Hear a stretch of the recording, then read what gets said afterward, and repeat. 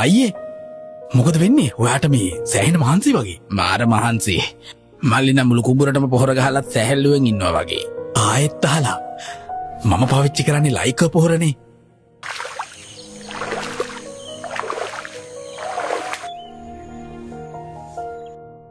මල්ලි හරිම සැහැල්ලුවෙන් ඇවිත් සැහැල්ලුවෙන් වැඩේත් කරලා වැඩි අස්සන්නකුත් අරගෙන. ඒකනේ අයියේ මම ඔයාටත් කලින්ම කිව්වේ ලයික පොහොර ගන්න කියලා. උස්සගෙන මහන්සිත් නෑ. මහ ගොඩක් පොහොර ගහ දඟලන්න ඕනෙත් නෑ. යූරියා කිලෝ 50ක් ගහද්දී මේකෙන් කිලෝ 20ක් ගැහුවත් ඇති. ඒක නම් ඇත්ත මල්ලි. ලයික පොහොර ගැහුවා නම් මේ කිසි අවුලක් නෑ.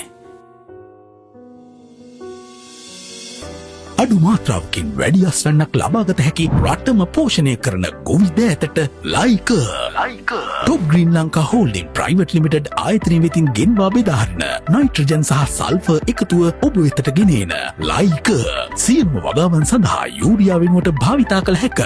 වී වගාවේදී අක්කරයට කිලෝග්‍රෑම් 20ක ප්‍රමාණයක් සෑහේ නවමුසුවක පල දරන්න ලයික සමග පෙරට එන්න. ලයික රසායනික පොහොර ගෙන්වා බෙදාහරිනෝ top green Lanka holdings private limited.